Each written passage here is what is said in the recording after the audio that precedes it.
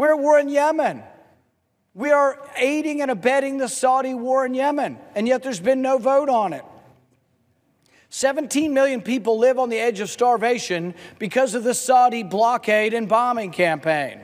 We are aiding and abetting that, and yet there's been no vote here in Congress. We will also debate whether war in Yemen is in our national interest. Most of America doesn't know we're at war in Yemen. Most of America doesn't know where Yemen is. And we need to know why we're there and whether it's of any value to the United States. We will debate whether our support for Saudi Arabia is exacerbating starvation and the plague of cholera in Yemen. Often it is said very glibly that, well, yes, it's in our national security interest. Realize that when people tell you that, they're giving you a conclusion. That's the beginning of the debate. We could debate for hours and hours, and hopefully we'll have some of that debate, but we have to debate what is in our vital national interest. Just to say it is so doesn't make it so. Does anybody in America think that the war in Yemen is in our vital interest? Most people don't know where Yemen is, much think it's in our vital interest. Guess what? The war in Yemen may actually be opposed to our vital national interest. It may be making it worse. The war in Libya certainly did. President Obama, when he chose to act illegally and intervene in Libya, made the world less safe. Wasn't his intention. I'll grant him his motives were to make it more safe, but he made the world less safe. Why? Because when Gaddafi was toppled, you got chaos. You've got two competing governments in Libya, and you have chaos. If you want to set up a terrorist camp, if you're ready to go find a good place in the world, Libya is one of the prime places to go now because the government's gone and it's chaos. So I would argue that the intervention, one of the wars that we fought illegally without the approval of the Senate, under the unilateral action of the president, made us less safe. That's why we're supposed to debate before we go to war. We are less safe because of the Libyan war. How about the Syrian war? Christians on one side, us on the other side. That's the first problem I have. The people on the side of the war that we supported are the radical Islamists. ISIS was on the side we were supporting. In fact, one of the most famous, if not the most famous and important leaked email from Hillary Clinton, from WikiLeaks, was when Hillary Clinton sends an email to John Podesta and she says to him, we need to exert some influence on Saudi Arabia and Qatar because they are giving financial and strategic assistance to ISIS. Realize that. The people we're selling weapons to in Saudi Arabia and Qatar, they get all their weapons from us. They're getting those weapons from us. Guess who they give them to? ISIS. They were on the same side as ISIS. And let's say even you don't believe that. You say, I really don't believe that. Certainly they wouldn't have done that, and we wouldn't support the bad people. Let's say we just supported the so-called moderates. They're still fighting against the guy that's protecting the Christians. What was the net effect of the Syrian civil war? Before we got involved, Assad was winning. Once again, like Gaddafi, not a great guy, but he does defend, and the Christians do support him. He was winning the war. We turned the tide of the war by flowing in hundreds and hundreds of tons of weapons in 2013. Us, Qatar, and Saudi Arabia. But these weapons went in indiscriminately. What happened when we turned the tide of the war? Chaos and a vacuum. In that vacuum, guess who arose? ISIS.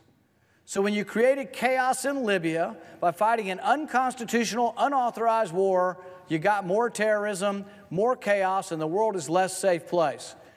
When we got involved in Syria, without the authorization of Congress, unconstitutional, unauthorized, what did you get? Chaos and the rise of ISIS. What do we have in Yemen right now? In Yemen, we have a Sunni-backed government in exile supported by the Saudis, and you have these Houthi rebels supported by Iran. But that's not all you have in Yemen. You also have Al-Qaeda of the Arab Peninsula, 3 different groups. It is said that Al-Qaeda of the Arab Peninsula is actually the strongest remaining presence of Al-Qaeda. Is it possible that in us supporting the Saudi Arabian-backed government against the Houthis, that they fight and kill each other to such a degree of chaos that Al-Qaeda of the Arab Peninsula fills the vacuum? Well, if you look at Libya, that's what happened. If you look at Syria, that's what happened. What if it happens in Yemen? And you have to say, what is our vital interest in Yemen? Why are we in Yemen? Why are we supplying bombs to the Saudis?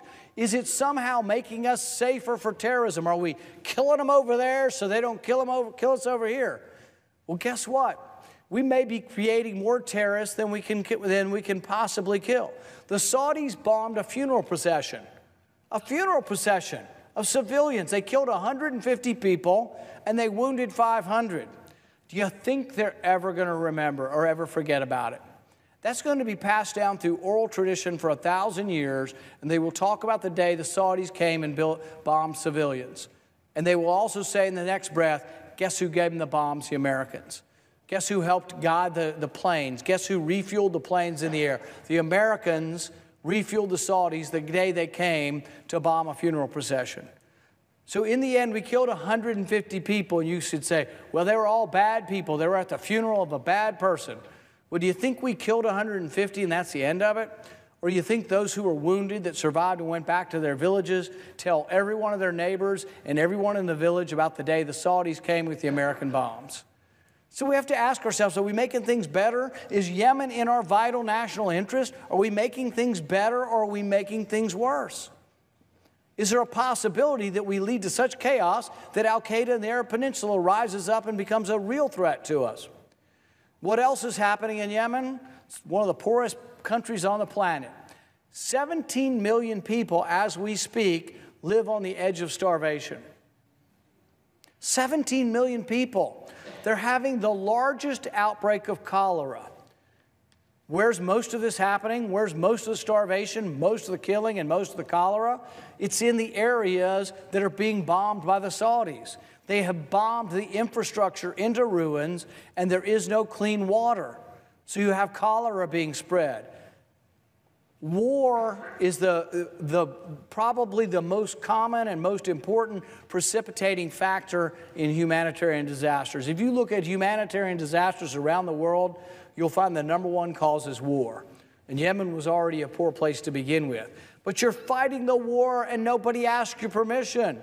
You're fighting a war in Yemen through the proxy of Saudi Arabia, and no one has asked my permission. This is a grave insult to us. It is dangerous to the Treasury, but it's also your sons and daughters are being asked to go to Yemen now. We had a manned raid in Yemen and lost one of our Navy SEALs. I've asked what we got, and they just sort of push me off and say, oh, they might tell me on another occasion. No one will tell me what we got. They claim it was great. It was the best stuff you could ever find. It's going to prevent all these kinds of loss of lives. But the thing is, we have no business in Yemen. We've not voted to go to war in Yemen.